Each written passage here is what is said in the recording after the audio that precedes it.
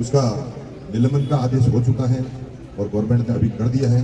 तो मेरा आप सबसे है, अभी आप कॉपी लेकर के जल्दी से, आपने सबने कहा कि जिले से बाहर की टीम बना करके उसका पीएम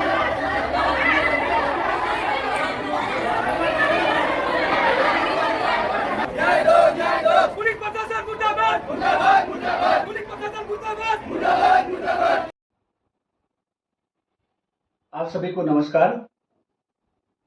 अभी आप ये जो वीडियो क्लिप देख रहे थे, यह वीडियो क्लिप शिवगंज के जिला अस्पताल में 9 तारीख को घटित हुए एक घटनाक्रम को लेकर था, जिसमें एक गर्भवती महिला की उपचार के दौरान मौत हो गई। तत्काल की मौत के बाद उसके परिजनों ने अस्पताल परिसर में जबरदस्त हंगामा किया।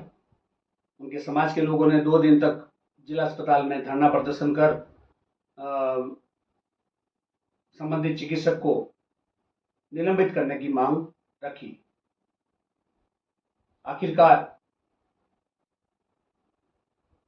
राज्य मंत्री ओटाराम देवासी धरना स्थल पहुंचे और उन्होंने राज्य सरकार द्वारा संबंधित चिकित्सक को निलंबित कर दिए जाने की जानकारी दी। तब जाकर समाज का आक्रोश शांत हुआ। हालांकि इससे पहले ही घटना के तत्काल दूसरे दिन ही संबंधित चिकित्सक को चिकित्सा विभाग ने एपीओ कर दिया था, लेकिन जो धरनार्थी थे वो इस बात पर अड़ गए कि वे चिकित्सक के निलंबन से कम कुछ नहीं चाहते, तभी पोस्टमार्टम हो पाएगा।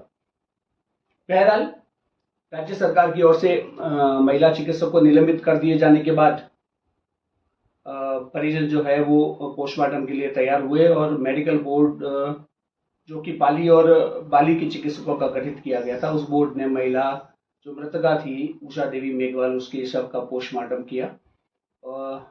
अब बड़ी खबर यह है कि पोस्टमार्टम की रिपोर्ट आ चुकी है। आप को यह उत्सुकता होगी कि उस पोस्टमार्टम रिपोर्ट में क्या है। हालांकि यह प्रारंभिक रिपोर्ट आई है। उस प्रारंभिक रिपोर्ट के मुताबिक महिला की जो मौत है वो रैप्चर ऑफ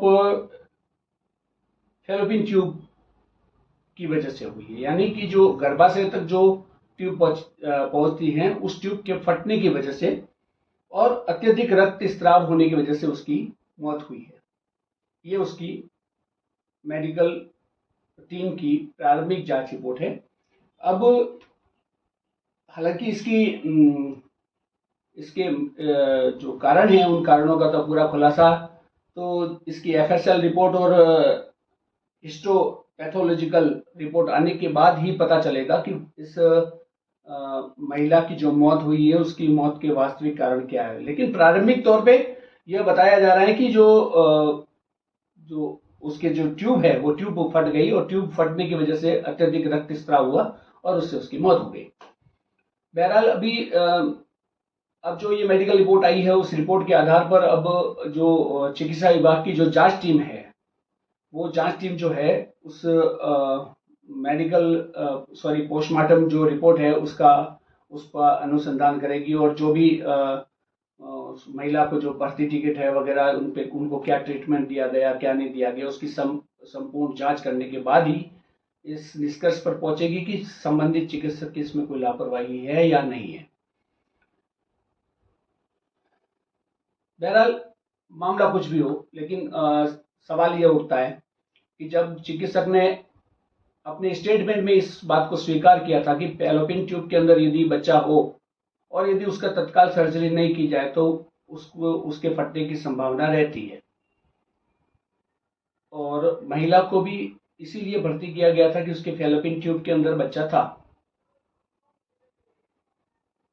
तो सबसे बड़ा सवाल यह है कि जब फैलोपियन ट्यूब से बच्चा निकालने के लिए सर्जरी ही करनी पड़ती है तो 24 घंटे तक उसको भर्ती क्यों रखा गया।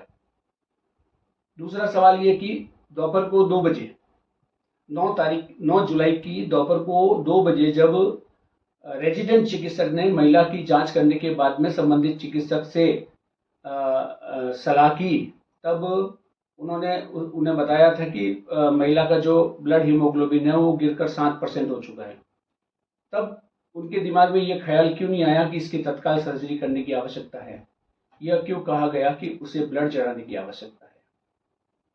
खैर ये सब जांच का विषय है कि जांच में क्या आता है और उसके बाद ही हमें यह पता चलेगा कि इस महिला की मौत की वजह क्या रही, क्या चिकित्सक की इसमें लापरवाही रही या नहीं रही। और ये फैलोपियन ट्यूब जो है ये प्राकृतिक कारणों से फट गई है या जो कुछ भी है, उसका पता हमें पूरी जांच होने के बाद ही पता चलेगा। लेकिन इस मामले में जो भी अपडेट होता रहेगा वो हम आपको समय समय पर बताते रहेंगे। आपको यह वीडियो पसंद आया हो तो इस वीडियो को लाइक, शेयर और सब्सक्राइब जरूर करें। बहुत बहुत धन्यवाद। जय हिंद, जय भारत।